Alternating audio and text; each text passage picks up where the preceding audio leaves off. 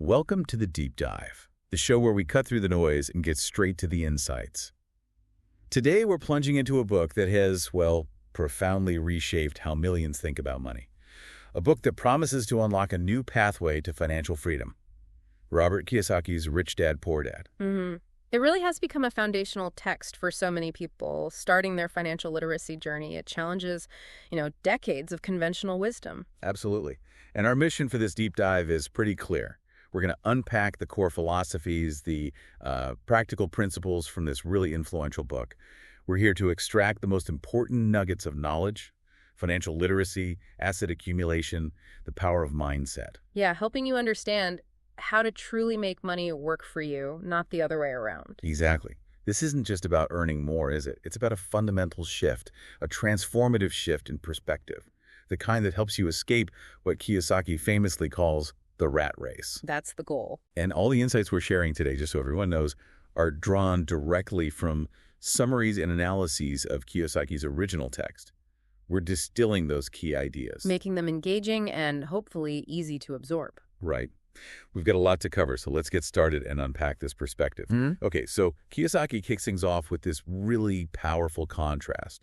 It's almost like a parable, isn't it? It really is. It sets the stage for absolutely everything he teaches later on. Yeah, it's the tale of two very different fathers, each offering a completely distinct path for navigating the world of money. And this difference in thinking, this divergence, that's really the core of Kiyosaki's message. It forces you to look at your own assumptions.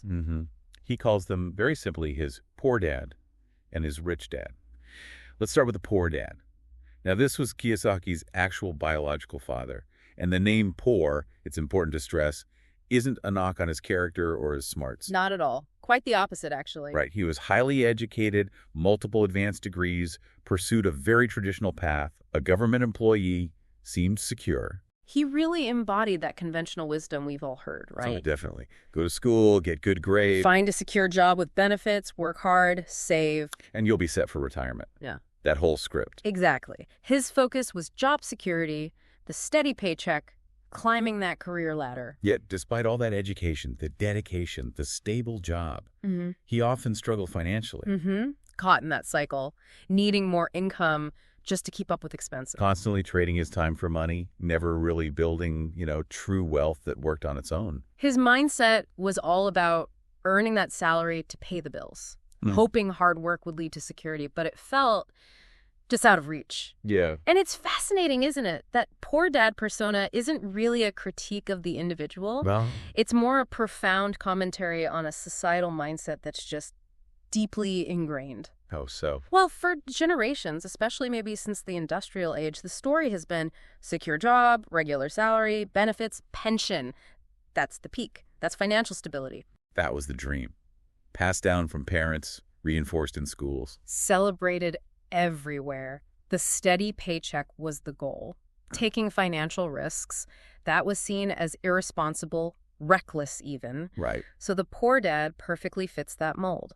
Believing formal education and a good job were the undisputed keys. But Kiyosaki argues that path often leads to, well, he calls it the rat race. Yes, the rat race. What does that really mean in his context? Well, the rat race isn't just about working hard. It's that cycle where, your income goes up. And so does your spending.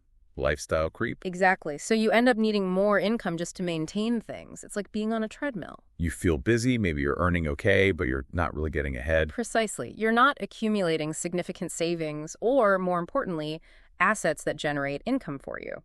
It's a psychological trap then. Absolutely. Chasing the next paycheck to cover rising expenses, never quite getting that freedom, that independence from the job. The system creates good employees, maybe, but not financially independent people.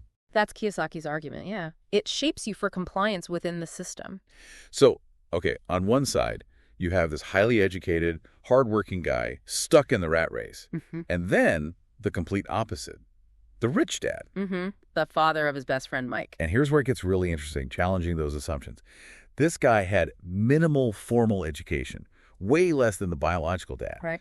Yet he becomes a self-made millionaire. Right. One of the wealthiest men in Hawaii, eventually. His approach was just fundamentally different. almost diametrically opposed. He wasn't focused on earning a salary at all. No, his whole focus was on how to build wealth. Right. Teaching Kiyosaki about assets, creating businesses, investing shrewdly. His mantra was all about making money work for you.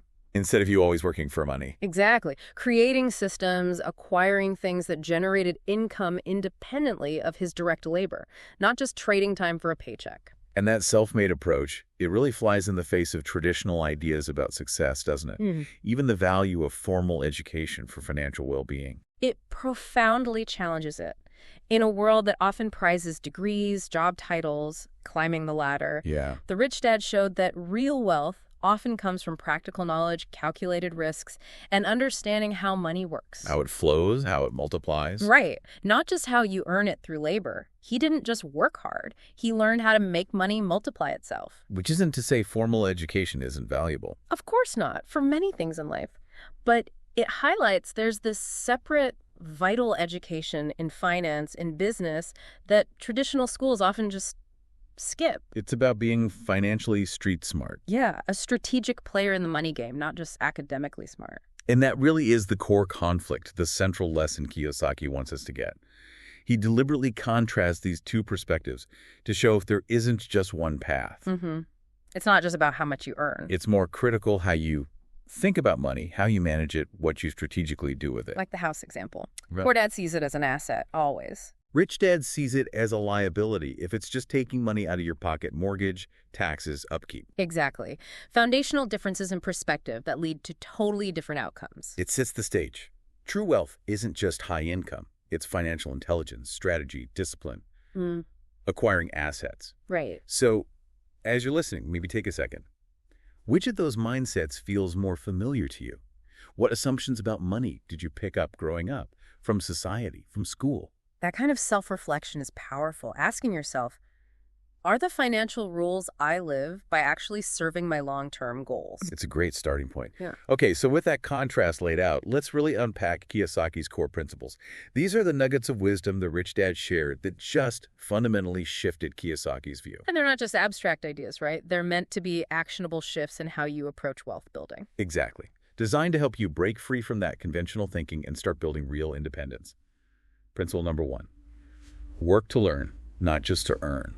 This one directly challenges that whole idea of just chasing the bigger paycheck or the next promotion. Right. Rich Dad argued your main goal, especially early on, shouldn't just be salary size or job security. Instead, the focus should be on developing valuable skills, transferable skills. Skills that boost your long-term financial intelligence and open up more opportunities beyond just one job. And he highlights specific ones: sales, investing, leadership. It's about building your own capital, your human capital, not just earning a wage that vanishes. Which really raises that important question for everyone listening. What skills are you actively developing outside your job description? And are they skills that serve you independently? Right. And why those specific skills? Sales, for instance. It's not just about selling stuff. No, it's communication, understanding people, negotiation. Persuasion. Crucial skills in almost anything, especially business or even just life. Investing. That's obvious. Learning to make money work for you. Understanding markets, risk, Compound growth. The fundamentals of wealth accumulation. and leadership. That's about vision, motivating people, building teams, managing projects, essential for scaling anything beyond yourself. It connects to the bigger picture, doesn't it? People get really good at one specific job skill. Within a narrow field, yeah. But they might neglect the broader financial, entrepreneurial, interpersonal skills. The skills that let you adapt, create your own chances, control your own destiny outside an employer. It's about becoming fluent in the language of money and business, not just good at one task. That's a huge distinction, building a life toolkit, not just golden handcuffs. Okay, principle 2. Maybe the most fundamental concept in the whole book. I'd agree. The clear distinction between assets versus liabilities, the true measure of wealth. And Kiyosaki's definitions are incredibly simple, but they can be revolutionary. Absolutely. An asset, simply put, is anything that consistently puts money in your pocket. Think positive cash flow, something generating income for you. And he gives concrete examples that challenge common ideas, like rental properties bringing in monthly rent, or businesses where profits flow to you, financial engines contributing to your freedom, bringing money in. Even when you're not actively working. Conversely, liability. Anything that takes money out of your pocket regularly. The ongoing expenses, the drains on your cash flow. And here's where he often surprises people, even financially savvy ones. Mortgages, especially on your primary home, and car loans. He flags those as liabilities. Right. Because while your house might appreciate over time, On a monthly basis, from a cash flow perspective, it's costing you.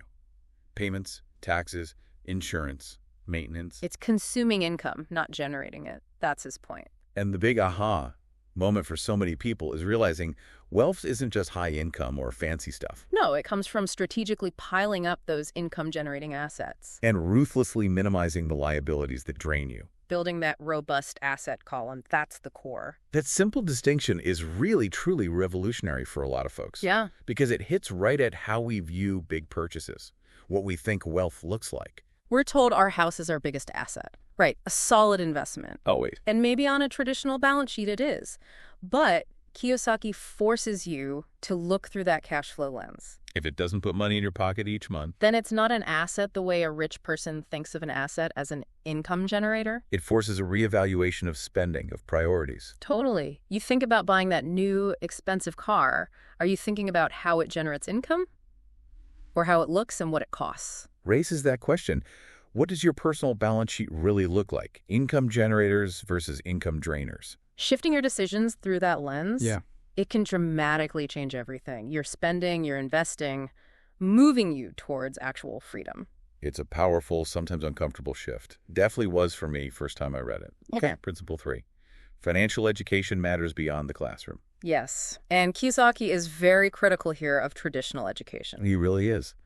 So schools rarely teach about money, practical finance, wealth creation, They teach you to be a good employee, follow instructions, earn a salary. but not how to be an entrepreneur, an investor, financially independent. He stresses that financial literacy is absolutely essential, not just for creating wealth, but for keeping it, growing it. Especially in today's complex economy. It's not about being a Wall Street genius. No, just understanding the fundamental rules of the money game.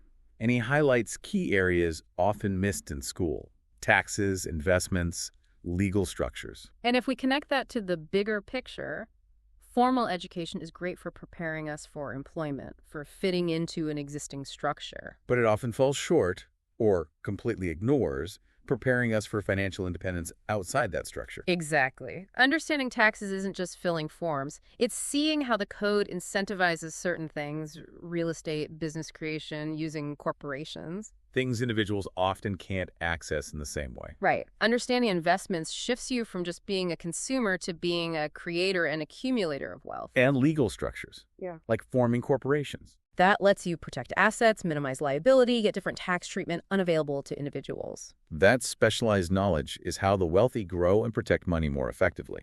It's an ongoing, self-directed learning journey, way beyond the classroom, continuously upgrading your financial OS. It really highlights that it's a lifelong pursuit, not a one-off class. Okay, principle 4. This feels related, almost an extension. Mind your own business, building your own column. Mm-hmm. And this isn't necessarily quit your job tomorrow. No, though it could be, it's more profound.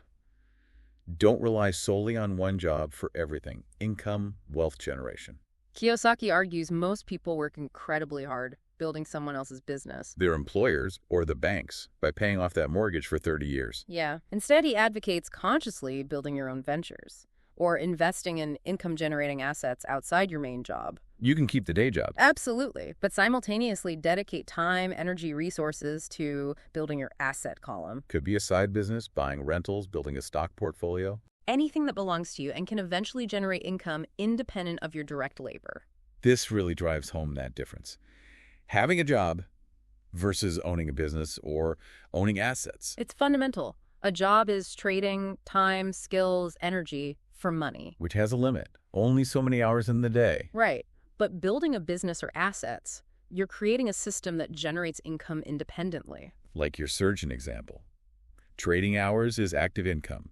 But if that surgeon invests in the medical building they work in, leases out space, or owns shares in a medical device company, They're building their asset column, That's passive income potential. Exactly. Shifting from active income where you are the engine to passive income where your money, systems, property start working for you. Even when you're sleeping or on vacation. That shift is the bedrock of real financial independence. Critical for escaping the rat race. Okay, principle 5.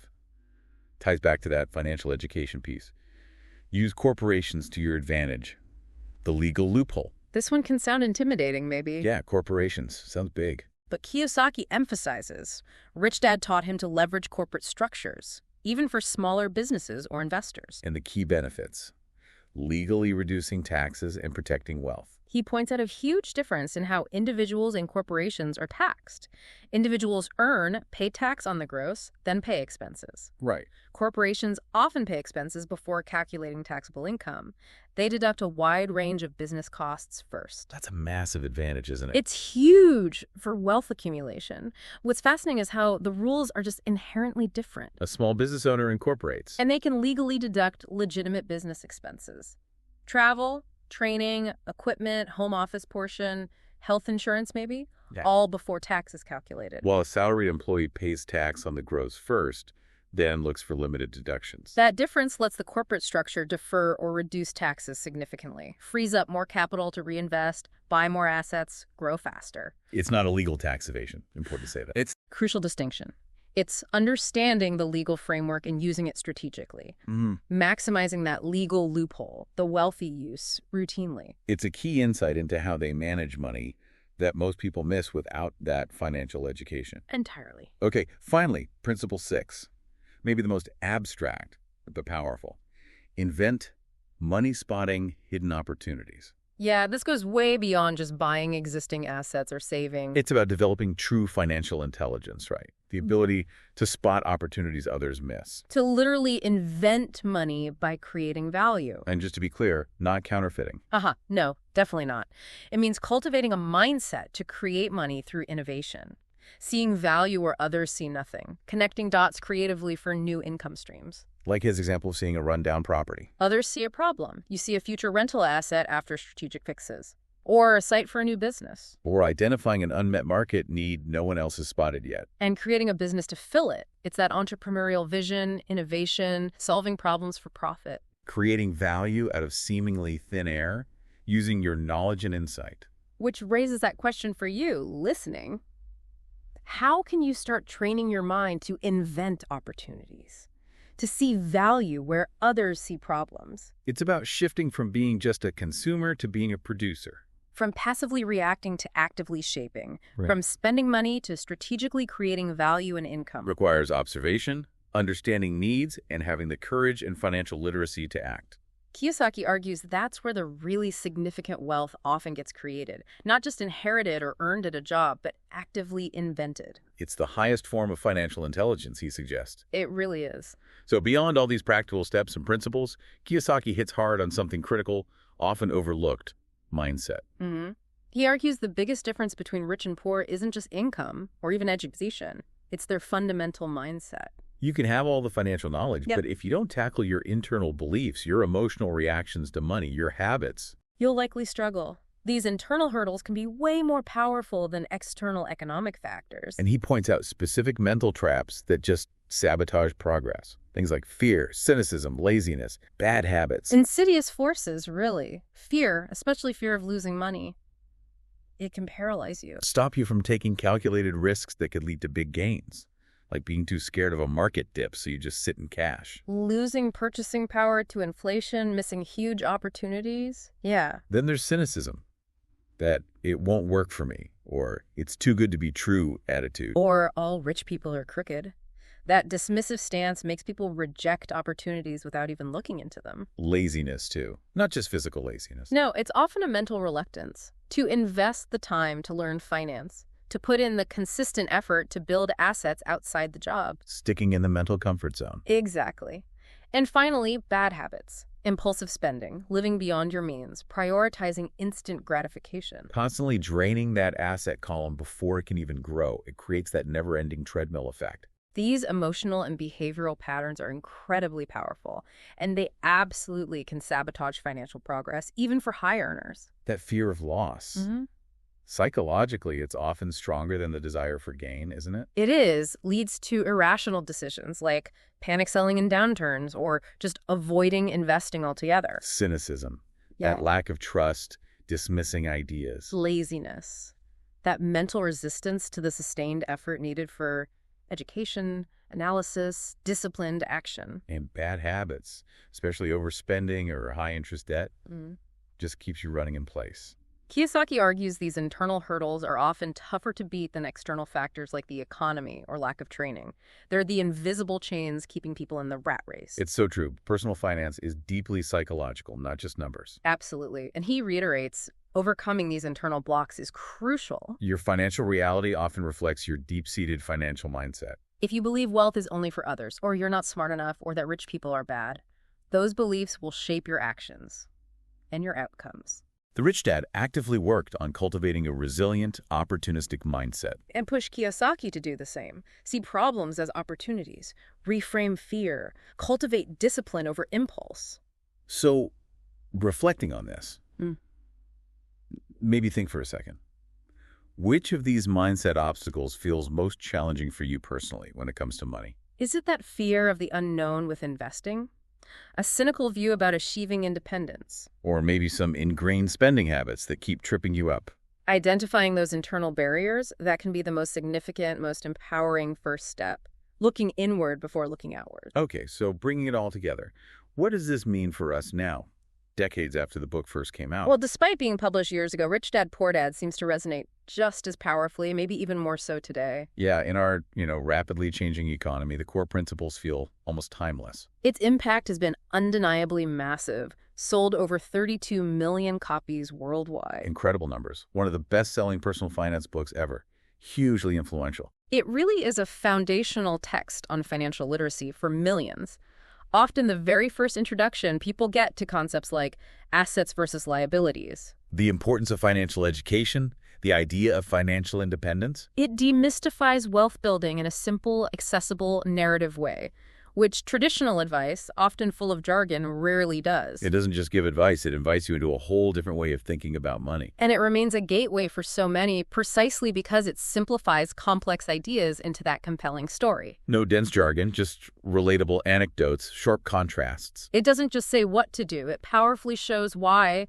By contrasting those two life paths, most people recognize elements of. Right. In a world just saturated with overwhelming financial products, conflicting advice, information overload, Kiyosaki offers a clear, actionable framework. Empowers people to take control instead of feeling confused or victimized by the economy. It gives people permission, almost encouragement, to question the conventional wisdom they've always heard. Wisdom that might not actually be serving their goals. It's a necessary wake-up call for many. And that leads right into why its core message is so timeless. That overarching idea. Don't just trade your time for money. Instead, actively make money work for you. In today's world, where the traditional career ladder feels less stable, pensions are rare, the gig economy is booming. That message offers a powerful, almost essential alternative. Relying solely on one job feels increasingly risky for a lot of people. Rich Dad, Poor Dad offers a kind of playbook for building multiple income streams, achieving financial resilience, regardless of your job status or the economy. It's about proactively designing a life where you're not always chasing the next paycheck, where your well-being isn't tied to one employer. What's really fascinating is how that seemingly simple shift in perspective, working for money versus having money work for you, leads to dramatically different financial outcomes and quality of life over a lifetime. It encourages proactive engagement, not passive reliance on a job or a savings account, barely beating inflation. It's about building that financial machine, that asset engine, generating income even while you sleep or travel. More relevant than ever as the economy keeps shifting. People need to be more adaptable, financially literate, entrepreneurial. It really is about owning and shaping your financial destiny, not just being a passenger. So to kind of wrap it up for you listening. Yeah. Through those contrasting stories of the two dads, Rich Dad, Poor Dad shows how financial literacy, owning assets that put money in your pocket, and embracing an entrepreneurial mindset. Those are the keys to escaping the rat race and creating real, lasting wealth. It's not just a book, is it? It's more like a blueprint for rethinking your entire relationship with money and taking charge. Definitely a blueprint. #tech outro. So we've journeyed through the contrasting worlds of the poor dad and the rich dad. We've explored Kiyosaki's 6 powerful principles for building wealth. And maybe most importantly, we've understood that critical, often overlooked role of mindset in achieving financial freedom. It's a comprehensive framework, really challenges a lot of the conventional wisdom we grew up with, asking us to see money and opportunity differently. Through a different lens, absolutely. And the central, really liberating idea from Rich Dad, Poor Dad is about taking conscious control of your financial destiny, understanding how money actually works, rather than just reacting based on old habits or what society tells us. Mm-hmm. So as you go about your week, we want to leave you with a provocative thought, something to chew on. What's one small, actionable step you could take, starting this week, to begin shifting your financial path?